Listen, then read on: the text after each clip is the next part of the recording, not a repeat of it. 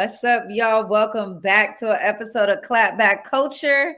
I am your girl, Jules Jessie, alongside our guest co-host, Besa Gordon. What's up, Besa?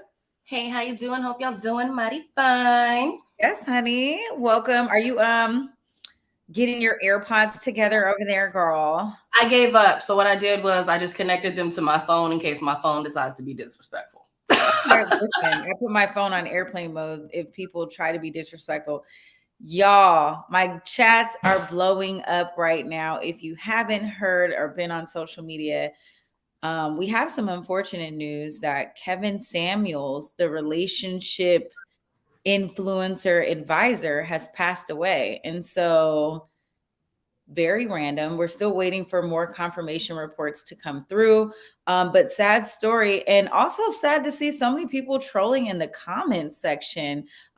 This guy, Kevin Samuels, you guys have to Google him or pull up on Neighborhood Talk or Baller Alert, something like that. We're waiting for the Shade Room to post it. However, this is like a big deal because he had a lot of controversial things to say about women, about high valued men, as he would say. Besa, I believe you and I were talking about Kevin Samuels once before on your show. We sure did. I remember when I first just started talking about him because I think that was when he went viral for the "you're a 6 at best" or something like that comment that he made to some girl. And everybody was like, oh my God, I can't stand him. But I'm going to be honest, there were some things that he would say from time to time that I would agree with. Most of it I did not agree with.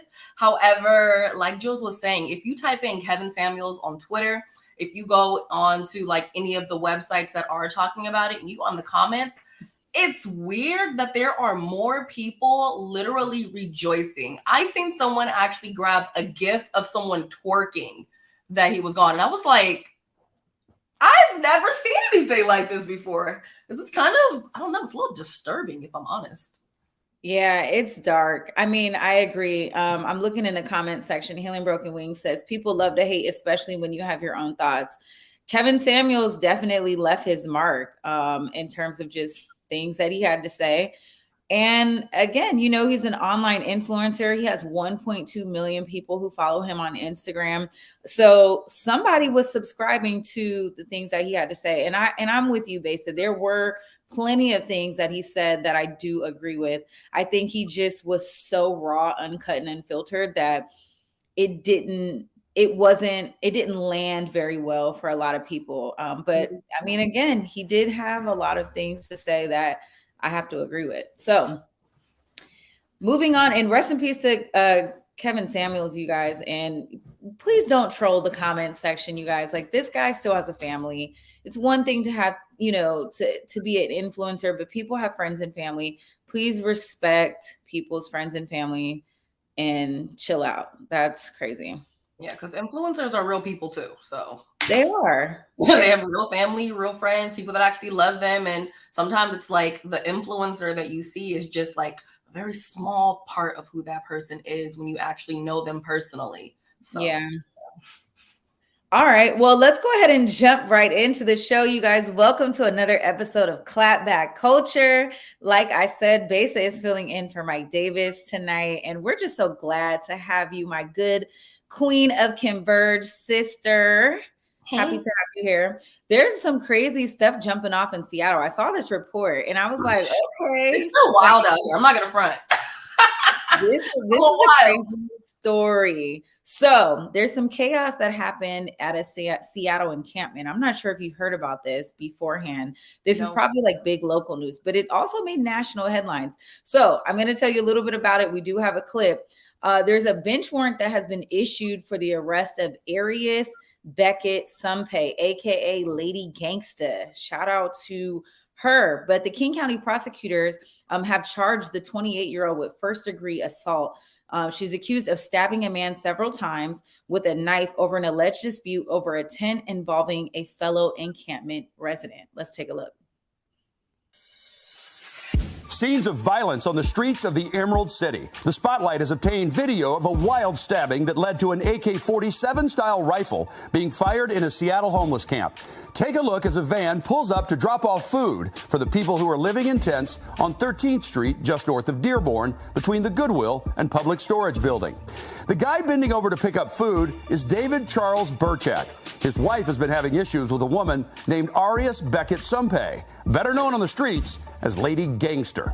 Apparently, Burchak told Lady Gangster she needed to move her tent. Instead, she sneaks up behind him and shanks him repeatedly with a knife, lacerating his liver, intestines, spleen, and severing a tendon in his arm. Lady Gangster then casually heads up the stairs that leads towards 12th Avenue and the Navigation Center. Meanwhile, Burchak runs to his tent and grabs his rifle, managing to squeeze off a round before succumbing to his wounds. At that point, his friend, who is yet to be identified, takes the AK-47 style rifle and peels off a series of shots at Lady Gangster as she scampers up the hill. This is all happening at 10 a.m. on a Monday. Adam, who told us about the ordeal, was asleep in the red tent you see there at the bottom left of your screen. Sir, this morning I woke up and literally 2 feet from my head somebody got stabbed and someone took an AK-47 to the air 4 times. I mean, I'm terrified. He eventually pops out to get some food. Meanwhile, Burchak's friend stashes the rifle back in Burchak's tent, where his wife tries to play. All right. Well, Lady Gangster didn't show up for her arraignment. I mean, I don't know. That actually made me laugh when I read it in the news report. I'm like, why would she show up for an arraignment for a first degree? No, she's not going to. Anyway, she's basically on the run, you guys. Look out for her. She's got 5150 tatted on her neck and poncho. What is going on here? It's been a little wild out here lately. I'm not even going to front. Like, living downtown, where was I coming from? I think I went to Xfinity, the one on SLU, and I'm like walking across the street. And then you could tell these people weren't really from here, at least the people that were with their friends. And this one girl was like, be careful. This area is a little sketchy. And what's crazy is South Lake Union never used to be a sketchy area, but nowadays you have all these encampments. You know, I've seen the photos where it's like if you kind of look underneath the Space Needle, but you're like kind of going over by that bridge as if you're going towards QFC. Tons and tons and tons of tents everywhere. I remember I was in my Lyft one day and this guy was like, what is going on over there? I was like, people are living there. What do you mean? Child, listen, it's giving, you're already living in like the homeless encampment, which is breeding grounds for, I think, just a lot of hardship and animosity. So in the beginning of the clip, and I agree with Miss Dia, what took me out is that all of this is taking place early in the morning. Like, y'all don't even have a cup of coffee. And then for him to pull out and just have a rifle in the encampment and be able to get off a few rounds, I mean, shout out to him. I mean, you got to be able to protect yourself at all times. So you're not, I mean, I guess you just know what population of people that you're dealing with. Healing Broken Wings says, well, that's regular life here in DC. I would have to argue that it definitely is. So man, protect yourself at all times. I mean, wow. I'm shocked. Well, but that's also a lady that I don't remember where she was walking. I think she was in Belltown, and she's like walking down the street. I don't think it was like super late, but it was dark enough. Somebody came up behind her and hit her in the head with a skateboard. Right. She wasn't a part of any homeless, and lady was just walking down the street, minding her business. So now if it's like, you know, it's kind of late outside. So say I were to go to the dispensary right now, I'm literally going to take a Lyft or ride a scooter. The dispensary is like a little 10-minute, 15-minute walk max there, 15 minutes back. But the fact that it could get dark, it now makes it to where I'm just like, you guys are just acting real crazy out here. And there's like really a lot of new little homeless pods, if you will, that are just popping up everywhere. Yeah, see, really the homeless population as a whole we do need to figure out what we can do to support our unhoused, our residents that are unhoused. That's the new politically correct term. And with that being said, it also just comes with like, how do we do that in the best way possible? Clearly, Lady Gangster got 5150 tatted on her neck. She's already self-proclaiming that she's got some mental health issues. So if you pull up and you stabbing somebody at 10 o'clock in the morning, it's something not all the way right with you. Let's just keep it a buck. So I don't know. And again, I just thought this was an interesting story because you don't hear that very much coming out of Seattle, and then having surveillance video that shows the whole thing. Well, it's also becoming a thing. I don't know if it was an ice cream shop or a dispensary. There was some spot out here, and I guess there was a homeless woman there, and then the guy ended up like shooting her with a rifle because I guess she wouldn't leave. The owner of the business, like literally seen it online, scrolling, minding my own business. Like it's really been getting a little crazy out here. Can I also just say before we move on that the friend who picked up the rifle, you need friends like that. Because he super jumped into action if you think about it. Like he was like, hey, my man is down. He picked off and got off a couple rounds for his homeboy. So that's a friend. That's a good friend. I appreciate that. Some of my friends are online. I hope you guys will pick up the rifle for me just in case. Somebody like fall out or something like that because she ended up like really just stabbing him in his spleen or something. Girl, it's like she knew where to do it too. Like perfect aim, perfect shot. Body language and everything. I was like, oh, you've done this a few times, ma'am. Okay, and hauled up those stairs, like not out of breath, like adrenaline pumping, got to get out of there.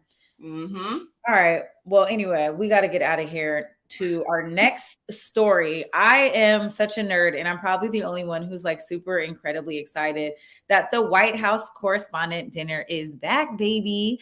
So last Saturday, the Correspondence Dinner took place, you guys.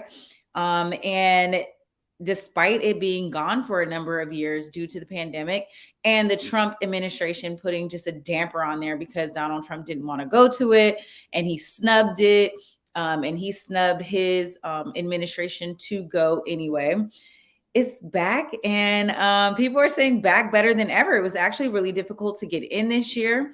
A lot of the press that wanted to get full tables, weren't even able to get that many seats, weren't able to secure that number because so many people were interested in going. And you guys, this is the so-called nerd prom here in Washington. I reported it out when I was at work on Monday, and I really thought to myself, like, dang, as a media professional, I need to figure out how to go to the White House Correspondent Dinner next year. So that is on my new bucket list.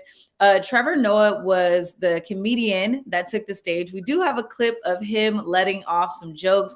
Let's play that and we'll come back and talk about it. 3 years. Yeah. And the truth is, I want us all to have a good time tonight. So please, everyone relax. I know everyone in this room is worried about who catches you laughing at what, but just chill. Just chill. We're celebrating. We're out. Get comfortable. Not too comfortable, Jeffrey Toobin. Not too comfortable. No, you know what? No, don't ooh him, bunch of haters. You know what? So what, Jeffrey? You made a mistake. You whipped it out in front of your coworkers. That's the first step to winning a Grammy for Comedy Album of the Year. You're halfway there, my friend. You don't let the haters stop you. We all come back from mistakes. Now, you might have known. You guys, I thought Trevor Noah did such a phenomenal job. There's a full 26-minute clip of him going in. And President Biden was really, really, really good during the roast as well. So tackling. I love this. I mean, we got to lighten it up in Washington. I mean, we get so serious, 364 days a week, honey. This is nice. And it's nice that outside is open again. I have a question about the correspondent dinners. What is with the comedian? Like, is it like just to kind of lighten the mood? Like, because it was a little awkward in there and with some of those jokes. Well, so, the whole point of the dinner is to roast the president. So the whole thing is to get up there. You have one comedian and they roast everybody in the room and they roast the president. And the president opens it up with a roast as well. So if you go back, Barack Obama did such a good job, during his tenure in office. So you go back and watch some of the clips. Okay. They're hilarious. I mean, you don't have to know all of the media correspondents to like kind of get the jokes. Because mostly it's just like making light of the administration and, it kind of like lightening the mood, which is why Donald Trump never wanted to do it. But it's all in good fun. And, it usually brings out a whole host of celebrities. This year, it did not in the years of the Obama administration, but you know, a lot of the press have basically been coming out to say, like, because it has been gone for so long in the last couple of years due to the pandemic and the Trump administration kind of like putting a damper into it, it's just now kind of getting its legs back. So I think next year, depending on who becomes president, honey, I think we will see that the correspondent dinner gets back to its regular scheduled program. Interesting. All right, I'm gonna watch, because that's the one where he did the mic drop at the end, right? And like that's the meme that always goes. Okay, yeah, I'm gonna. Yes. So go back and watch it. They're funny. Again, it's like the nerd prom, right? So like if you're in the business and you watch Washington, like this is one of the dinners that's like just really fun to kind of like kick things off. Okay, I'll pick it up.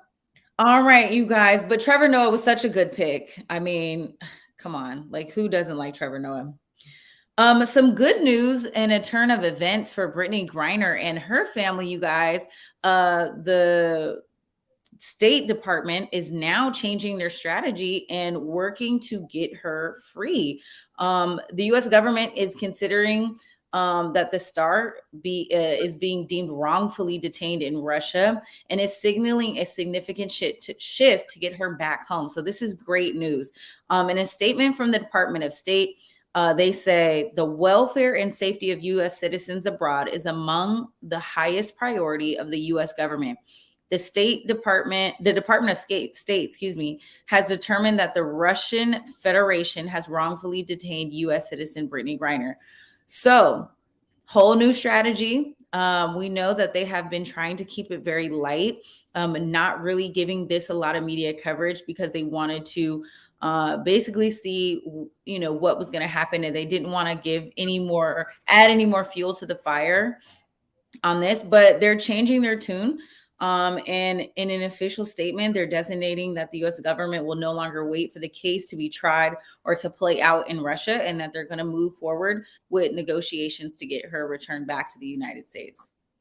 As they should. I've been really following this, and I've been trying to kind of like hold back on like doing too much research on it after a little bit, because I knew that she wasn't going to be out at least until May 19th. But when I saw that information, I'm like, first of all, why did it take this long for that to even be, you know what I mean? Like, I feel like off top, we knew that she was wrongfully arrested, and now she's been in there for 72 days or more, something like that. Now the WNBA season's about to start. Thankfully, they're still going to, you know, pay her, and, you know, they're going to honor her. But it's like, man, you got this 6+ foot woman in this itty bitty room over some oil, allegedly. Some hashish oil. You're right. I mean, I agree with all you guys that this is long overdue, and that the Department of State should have been jumped in and kind of like made this happen. We do see that, you know, when dealing with the Russian government, that you do have to play it safe, right? Like you do have to tread lightly. And I think Brittney Griner got locked up at one of the worst times, you know, kicking off when Russia is in a war with Ukraine. I mean, can you imagine? Like you just like walk right into that. So prayerfully, she'll be released back to her family. I know that her wife and family have been pretty tight-lipped just because that has been the directive, right? Because they didn't want to really increase the hostage situation that she's in. So we pray for her. We pray for her safe return. 75 days is not as long as some detainees in Russia have been. I think the guy that was just released, he was there for almost 3 years. So not to say that 75 days isn't a long time, because God forbid, you know, I don't want to do not a day. You want to do 2 days, okay? An hour, okay? So, you know, we're with her.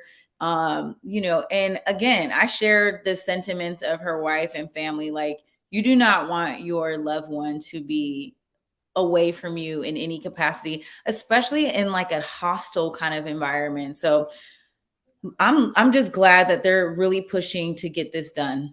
So that, and I do also want to note, a lot of people were asking why she was over there, and you know, she's over there because she was playing, and they get paid like 3 to 4 times more over there. So hopefully, this situation will make it to where other women within the WNBA are able to come out and be like, look, maybe she wouldn't have been over there if you guys weren't only paying us, $40,000 to $150,000 a year, and you were actually paying us $1 million or $500,000, like what they're actually getting over there.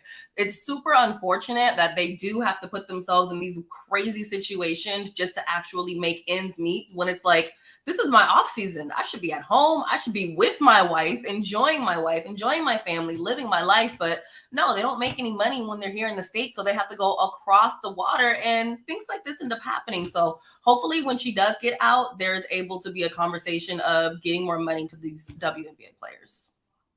Hell yeah. I mean, that needs to be the first step in negotiation. And you're right. Like, people, like, why should women athletes or female athletes have to go overseas in order to get an equitable salary doing the same thing that they're doing in the United States? I mean, she is, the LeBron James of her field. And so you would think that she would be able to get that type of equitable pay, where she wouldn't have to spend so much time overseas to be able to take care of herself and her family. So definitely a point to be considered. And, the WNBA needs to continue to consider that, so that athletes don't have to or be forced to do that, because she's been doing it for a number of years. So increasing that salary is a big deal. But I hope when she does come, that she does the tell all, that she writes a book, that she talks about her time, not only just being detained, but like the number of times that she went over there, because I think you're right. And even if she did have hashish oil, I think it doesn't even matter. I think that the Department of State should have already moved forward with saying that that she should not be detained, and go ahead and get our American citizens back. So even if she was in the wrong, we still need to go get her back. You know what I'm saying? Get back and stop playing. And stop playing, period. All right, y'all. Another thing that I really wanted to talk about is that people ain't playing about going back to work, child. The great resignation is continuing. People are not going back to work, and it's absolutely showing no signs of slowing down. I have a tweet up, you guys, from Julia Pollard. Great name, Julia. And she is an economist, the chief economist of ZipRecruiter. And she says, as employers require workers to return to offices, quits are ticking upwards. A major reason for quitting is to find a remote opportunity.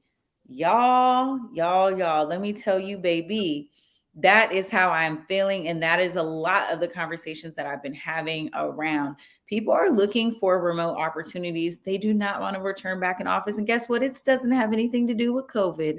It has everything to do with the fact that we are embracing this new normal. So why should I have to pay for a commute, pay for parking, pay for dry cleaning, get my hair, my nails done, pay for lunch when I'm down there, when I can do all of this in the privacy and the comfort of my own home? So power to the people who are looking for remote opportunities, because they are embracing this new normal.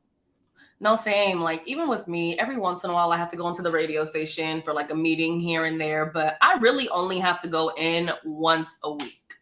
Everything else is still remote. So for me, when you're hearing about these companies where they're like, all right, everybody needs to be back in the office now, it's like, why? Is it because you need to still utilize this office space and now you feel like you're wasting money? Or is it just because you felt like productivity was down? If productivity was down, say that. But from what I've heard, a lot of people have been even more productive working from home, because you kind of like make your own schedule. Like, I could wake up at 12 o'clock, but still be working until like 11 p.m. if I, doing little things throughout the day. So for me to have to like literally, before I moved downtown, I was living in Renton, but I worked downtown. So being in traffic for like an hour on the way there, sometimes 2 hours on the way back, trying to get out of freaking this Mercer hellhole that we have over here. It's just not worth my time. And then, like you said, you have to pack a lunch. Sometimes you have to be around people you don't want to be around. And frankly, I've been sick a lot less working from home. Not even just COVID sickness. Like, back then, I was always catching colds, catching the flu, catching this, catching that, having sore throats.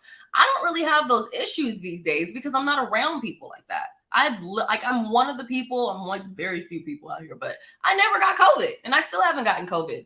And I think it's because I'm able to take such long breaks from being around people. Man, how about just not catching an attitude? I'm telling you right now, I don't want to catch an attitude in traffic.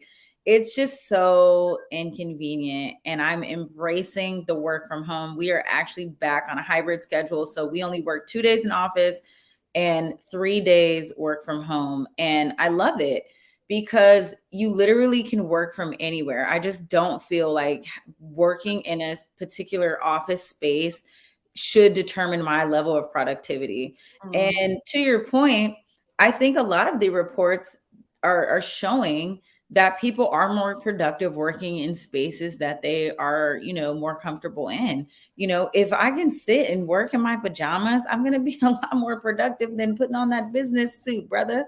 You know what I'm saying? So I don't know. I think, we have embraced a lot of what COVID has done. And we're now living in post-pandemic. I think we also need to embrace things that are beneficial to us, which is, having a little bit more leniency in the workplace. Some other identifiers, though, Besa, is that majority of workers should quit their job in 2021. Here's some statistics. The first one, 63% of people said that they quit because of low pay. 63% of people also said that they quit because there was no opportunities for advancement. And the third reason was 57% of people said that they felt had feelings of being disrespected in the workplace. And those were the reasons that they quit. This was a survey that was taking place February 7th through 13 in 2021. So a new survey should be coming out in the end of April, or finished in the end of April. And so we should get another one. So we'll come back and report on those statistics. But these are some major reasons. You know what I'm saying? Like, I'm not working. I think a lot of people also noticed that when they were home during the pandemic and they started their additional businesses and their side hustles, they kind of learned, like, you know what? I don't have to. It was a perfect storm. I don't have to work in an environment where I don't feel comfortable or feel respected in. And I'm not going to continue working for low pay in a place that has no advancement and, and just at this level of play. I'm And not then going also just feeling like a slave to your job. Like, it's one to. thing to go in, like I said, I go in once a week. My meeting is an hour. I usually stay for about 2 or 3 hours afterwards. So that way I can do like some TikTok content or whatever have you. But otherwise, I'm in and out. Being literally at any job from 9 to 5, that's my whole day. My day's gone. I'm literally planning my entire life around having to be at this office. And then, God forbid, you work in Seattle and live in Tacoma. So now your whole day is shot and you only can do things on the weekends. I think another thing that's happened with people working from home, aside from being more comfortable, they're happier. I can go to Cancun and still work. Yes. I can be on the beach as long as I have my Wi-Fi and my laptop is charged. Having my Microsoft Teams meet, it doesn't matter where I'm at. As long as I take my laptop, I'm getting my work done. So while I'm sitting here in my little bikini with my little, martini or whatever, or in this case, I'm just drinking ice water, I'm minding my business and I'm getting my work done. And guess what? I'm probably going to do it better because I'm happy, I'm in a good mood, and I'm not sitting next to Susie Q, who maybe didn't properly bathe that day. I don't know. I'm just saying, like, I don't want to hear about your boyfriend's problems. Sometimes you go into the job, you got to have all these crazy energies around. It's a lot. And if I can just be in LA, if I could be in Cancun, I could be at your house and be like, sis, I'm gonna go work for a second, BRB, and then we can go to brunch like we said we were gonna do. But guess what? The work is done, and that's what matters. I mean, listen, I never want to go back into office full time. I absolutely think there's just no point. And there's also, like, I think people are not going into the brick and mortar buildings as much anyway. Like, I've been going to the DMV lately with Rodney, and a lot of people are opting into using online appointments and scheduling their appointments to do things online. So there is a clear shift in that people want the level of convenience that you can do online. So that is the new wave. Employers, get with the new normal, embrace it. Don't try to stifle your workforce because you want to see them sitting at a desk. That's the old days. We ain't going back to the old days, y'all. Shout out to Miss Dea. It's equality too. Because if I can get Seattle money but live in ATL, yes. That's right. Oh yeah. I mean, I have a girlfriend and she is employed in Seattle, but she lives in Washington, D.C.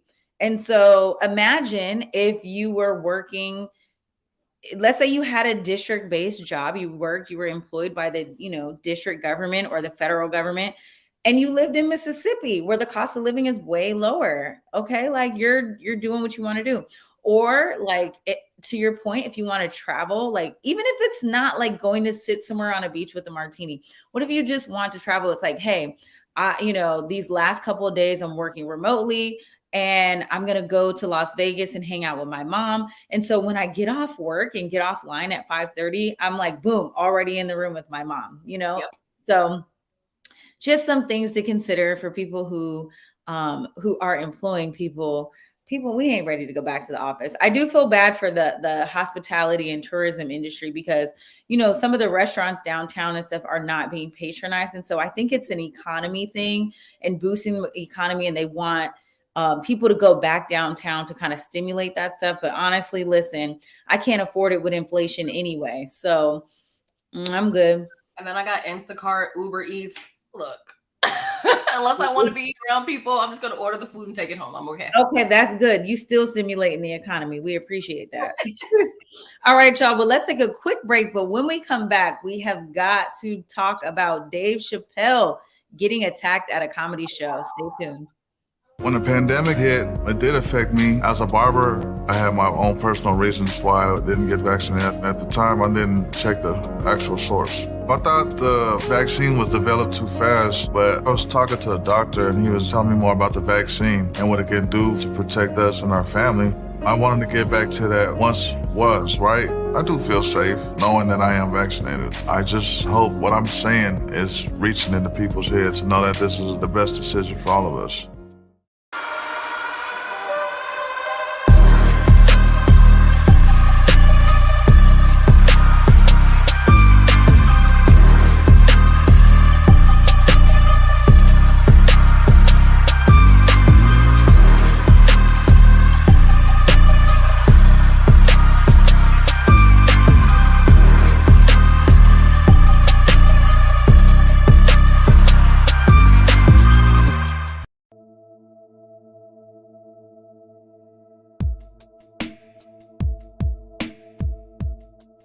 Converge Media produces culturally relevant content for Black and urban audiences. Our coverage is raw, transparent, and objective, praised by community leaders, government officials, and residents. Support Converge Media today via Venmo, Cash App, or PayPal at Converge Media.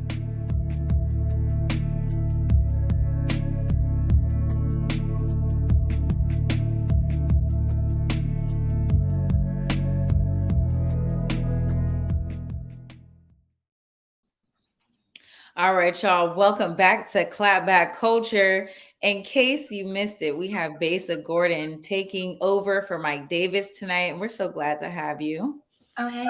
So I know you have a lot to talk about with this, you guys. An audience member attacked Dave Chappelle during his show in Los Angeles. These comedians ain't safe no more. Like it's giving they're under attack.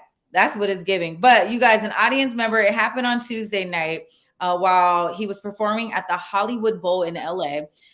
The man who tackled him is a guy that has been identified as Isaiah Lee, and he had a knife and is in police custody. However, he's not going to face felony charges despite carrying a replica pistol with a folding knife blade affixed to it and has been hit with 4 misdemeanor charges. Let's take a look at the attack and we'll break down the charges and what happened after that.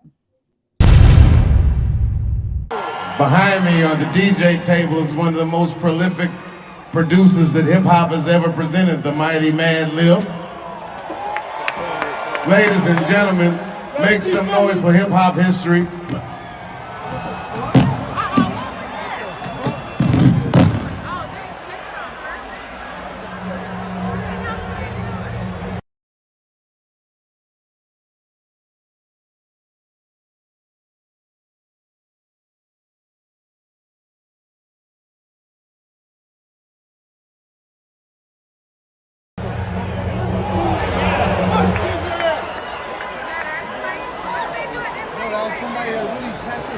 am going to kill that. Well, Dave Chappelle didn't miss a beat and kept rolling with the show. We also saw a quick cameo where Chris Rock took the mic and said, "Was that Will Smith?" So I'm excited to hear what Chris Rock has to say about all of this very soon. But basically, before we hear what you have to say, can we take a look at what the security guards did to Isaiah Lee? It's giving, it's not attackers either. You can't think that you're gonna jump on stage with Dave Chappelle. Wow. I mean, was it worth it?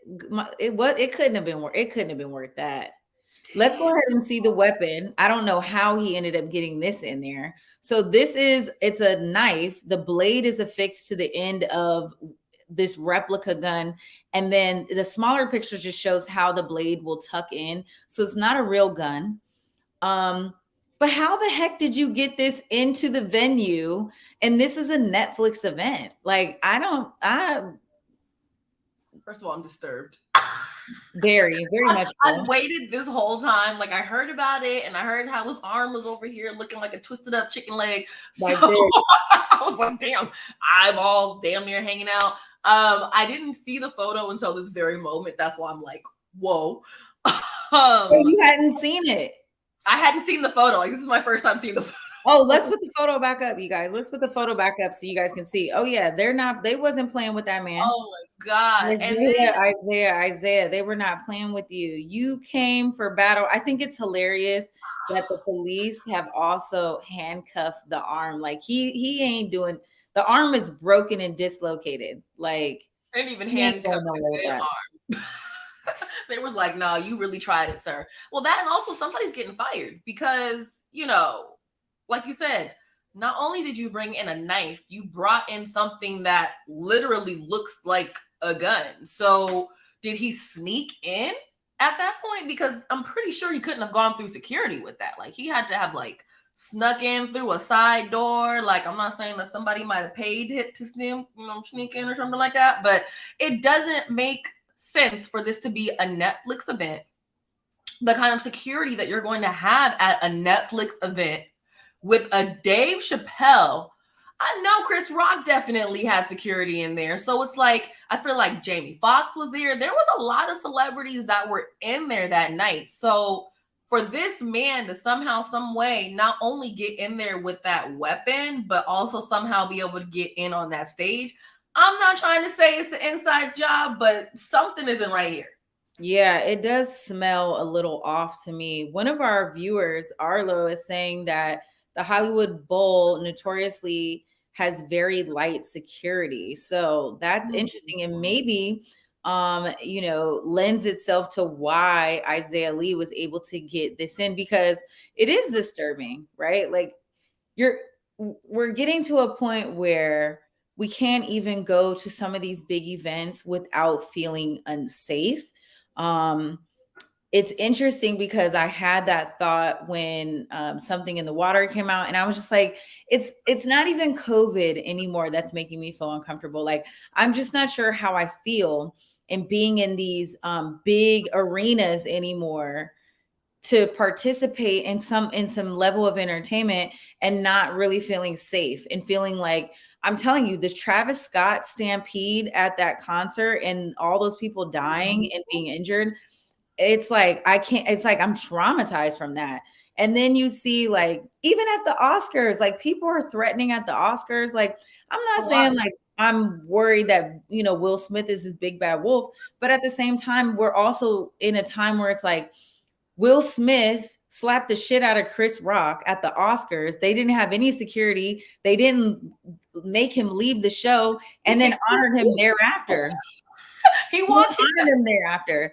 And then you're looking at like folks like Dave Chappelle, who's there to, do a show. And it's like, he has his own security. That's his own security that jumped in to make sure that he was safe. So there's a lot of things that I think the ball was dropped here. To answer, I saw someone's question up here, Leon's question, and why the charges were dropped. Well, the charges were reduced. And I don't know exactly why, but it's a great question and a question that a lot of people have been asking. But the LA City Attorney Mike Feuer hit Lee with 4 misdemeanor crimes, which include battery, possession of a weapon with intent to assault, unauthorized access to the stage area during a performance, and commission of an act that delays the event or interferes with performer. There's a video online of the LA city attorney talking about these charges and that they take crime very seriously, blah, blah, blah. Make no mistake that if this were Katy Perry or somebody, I think we would see that assault with a deadly weapon would have been more charged.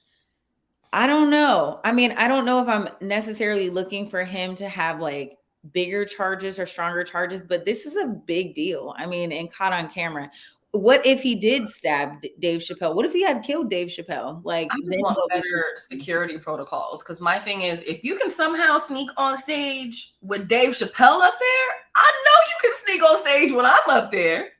Well, and then it's also giving like, how much were tickets? Like, how did you get in? Like, it lends itself to so many different questions. So I was diving deep, you guys, and the brother of Isaiah Lee was interviewed by the New Yorker.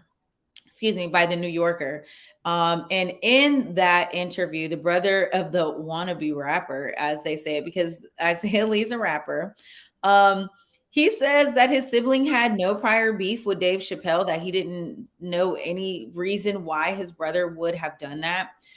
He says the report says that his brother, or says that Aaron, says that Isaiah Lee has lots of transgender friends, but couldn't say for certain if Chappelle's history of making controversial trans jokes would have spurred Lee to attack him. I don't know what that necessarily means. I think it's from the comedy show that he did, you know, like the last special. Right. Everybody was pissed off about that. So I guess he's saying maybe he did it in retaliation for one of his transgender friends. And it's funny though, because at the end he was like, "Oh my God, that was a trans man." I'm Dave Chappelle. It's just like vicious. I mean, I guess to lighten the mood, because he is under attack by the trans community, which would honestly make more sense if there were a reason. So his brother is saying it could have definitely been a factor, but he doesn't really know. He also goes on to say that his younger brother has been in and out of LA homeless shelters in the past couple decades, and struggles with mental illness. So there's a lot to unpack here. I mean, what we can't do though either is we can't keep tying mental illness to people acting out. Like, we can't do that either. So there has to be a level of accountability here. If this guy just gets off scot-free and gets to go right back out to Safeway tomorrow, I mean, it's just like whatever, but I don't know. So maybe that has something to do with it. Maybe they're going to give this young man a mental health assessment. I don't know, but this is like, it's crazy to see all of this kind of stuff like act out on stage. But again, I don't know. Harry Jefferson's comment is right on point to what I was thinking. Homeless and broke, but has a front row seat at a Dave Chappelle show. Man, stop it. And that is what I thought of. So when I saw the report of the brother, I'm like, so he's homeless, but he has a front row seat at a Dave Chappelle show? How? Like, and even if he didn't have a front row seat, how did he get down there? Like, I just have so many questions. And for me, the fact that he knew where to go, and like, I'm just like, who let you in here? And like, I'm not saying it was an inside job, but it definitely feels like some little sketchy. Anyway, I love that Dave Chappelle took this lightly and continued on with his show. Bravo to him. But again, I mean, got to be more careful. Be more careful. All right, we're going to move into our clapback. Let's take Well, let me ask Cuddy. Cuddy, do we have the clip yet? Were you able to get that beautiful beam footage? Let's see. Okay, cool. So this is crazy. We're in 2022. Are we in 2022, y'all? We're in 2022, but we are at the verge of abortion rights being snatched away at the tips of our fingers.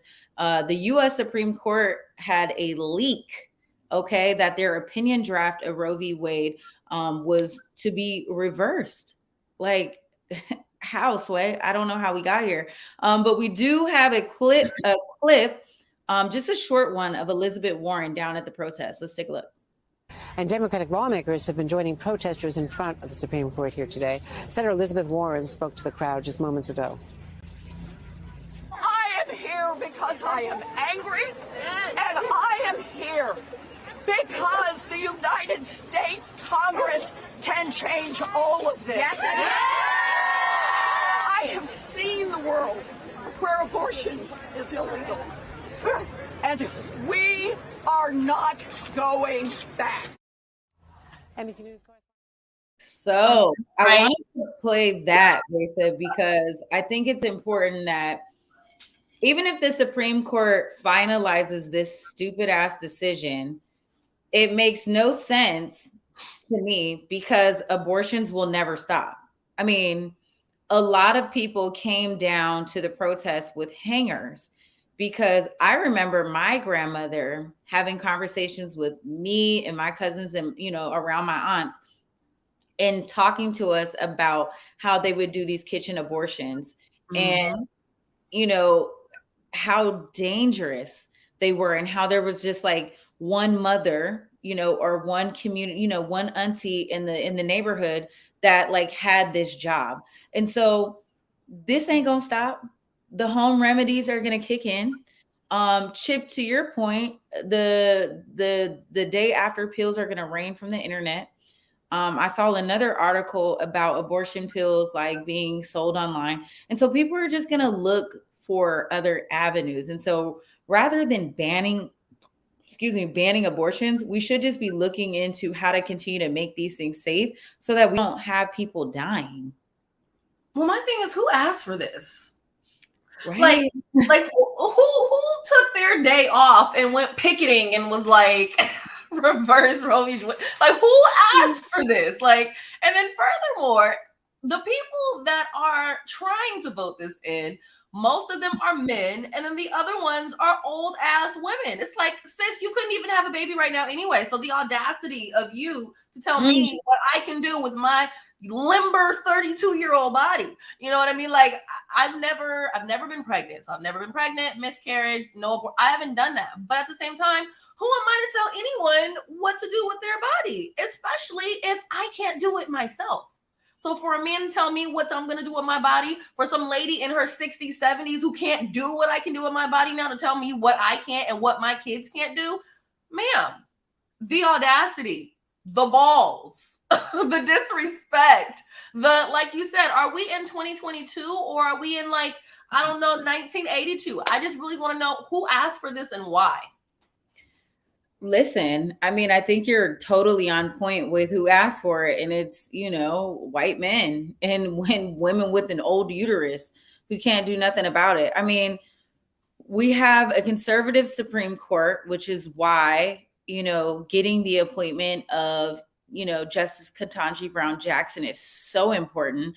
And it's why the midterm elections are so important, because we have to really consider what can Congress do under these circumstances. And so this is not the end of the fight, but it's just crazy that the audacity of today's U.S. Supreme Court is like, let me just go after abortion rights real quick. Like, let me just go ahead and knock that out. Like, come on, y'all. It's way too much. But Barack Obama posted a joint statement between him and Michelle Obama. And I really loved some of the pieces that he put it in. I'm just going to read a few clips of it. He says, few, if any, women make the decision to terminate a pregnancy casually, and people of goodwill across the political spectrum can hold different views on the subject. But what Roe recognized is that the freedom enshrined in the 14th Amendment of the Constitution requires all of us to enjoy a sphere of our lives that isn't subject to meddling from the state, a sphere that includes personal decisions involving who we sleep with, who we marry, whether or not to use contraception, and whether or not to bear children. He goes on to say in the statement that a clear majority of Americans support Roe. And he also asked people to consider, if you are a person that doesn't, consider the college student waking up after her date forced her into unprotected sex. Think about the couple that tried to have children for years, who are without any options when forced with the tragic reality of an unviable pregnancy. Think of any of the hundreds of thousands of women each year who deserve the dignity and freedom of making a decision that is right for their bodies and their circumstances. I mean, leave it to Barack Obama to put into words exactly the sentiments that a lot of us feel. I also noticed that Egypt in the comments put something up, like thinking about a lot of these families, even women and families, having to raise children and how dangerous that is when they can't take care of them, right? Because we're not thinking about that. We're having conversations like, okay, you had unprotected sex. You don't understand the circumstances in which someone is ready to bring a baby into the world. Okay. So like, is poverty going to rise up because of this? Absolutely. Because people, it's extremely high to take care of just yourself right now. Some people just are like, imagine if you're married, you got, 2 kids, a family, a dog, a white picket fence, and baby, you're busting at the seams, living paycheck to paycheck, and one more baby is not in the cards for you, sis. It's not. And it's not in the cards for your family. And to take that away, right? Women get pregnant on the IUD. Okay. Mm-hmm. What about people who are doing everything right and still are like, oh my God, like I'm pregnant and this is just not the right time or place for me? Or the amount of women that are like, oh, how do I have a baby? But I actually took my plan B. You know what I mean? It's like, it happens. It's not, or women that get pregnant and the condom broke. Like, things happen. It's not like everyone is just willy-nilly just saying forget condoms. Like, things happen. People are trying to put things in place. And for me, it's like, okay, this is what you guys are worried about, rather than creating a more sustainable wage for the whole country. I heard there was somewhere where one avocado was $4. I'm like, look, I'm gonna need you guys to get your priorities together. Okay. I'm saying, I mean, there's so many things to consider in this. I appreciate all of those people who went down and marched on Washington to push this conversation and to rally and to be the voice of a lot of Americans who support this. But again, I don't need some old white man reaching deep down into my uterus, making decisions about what I can and cannot do. That just should not happen. And for real, this is going to disproportionately affect Black and brown women and women who don't have no money. Okay. So that is who it's going to affect: Black, brown, and poor. And then think about, like you said, all the women that are going to be trying to do it anyways. And then, and again, those are the people who are going to have to find alternative routes in order to make this happen. I think about myself living in DC, which is not a state, and how the federal government would have mandates over this. And shout out to my colleague, Nicole West, who put me on point with this. And she was like, this could have like big issues for district residents in Washington, DC, because we're not a state. And so what does that mean for us? Because we are bound by what the federal government decides. I don't know. I mean, a state like Washington, which is really great. When I was in high school, girls were going to the health clinic and being able to sign up to go get abortions, and they didn't even have to tell their parents. Mm-hmm. And so abortions, contraception, STD clinics, all of those things are going to be funded through like Planned Parenthood, a place that's safe, well-respected, somewhere you can go and have these kind of like really safe conversations with healthcare providers.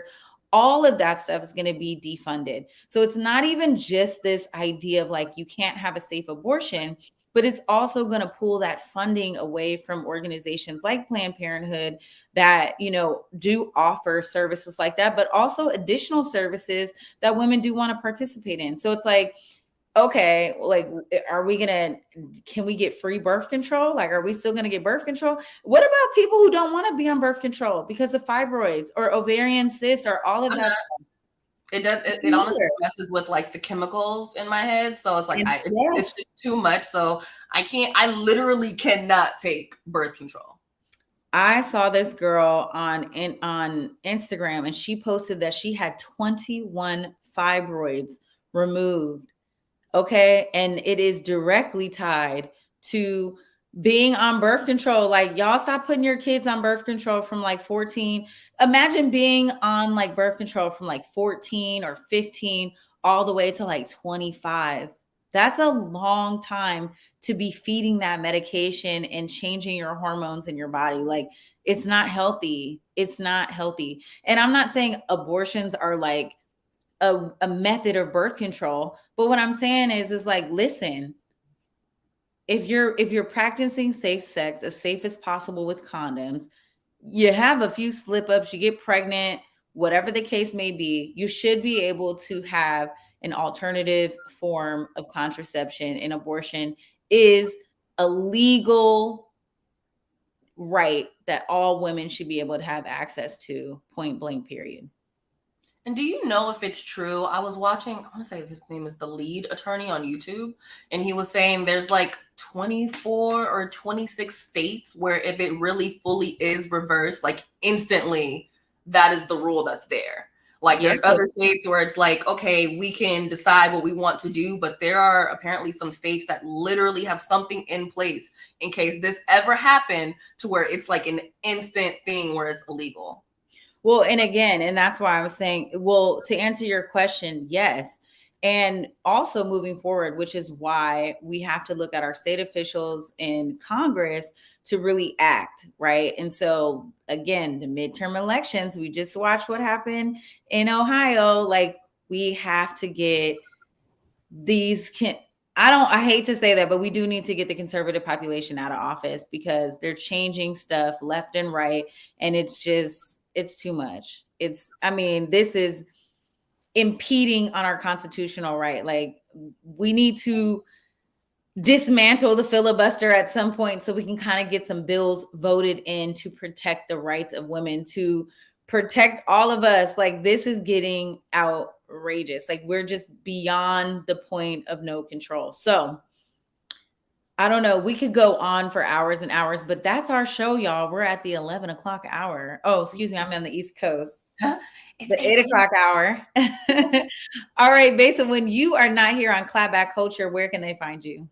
Oh my God. So I haven't even fully announced this yet, but so you guys can hear me on the weekends here in Seattle on Hits 106.1, but also I'm now on in Austin, Texas, and I'm on in Sacramento on the weekends, which is getting added onto my Fresno and my Portland spot. So best bet is just to follow me on Instagram, and that is where I will put my whole list of where you can listen to me on air, and then all my socials are at Besa Gordon. We love it. We love all your success. Congratulations.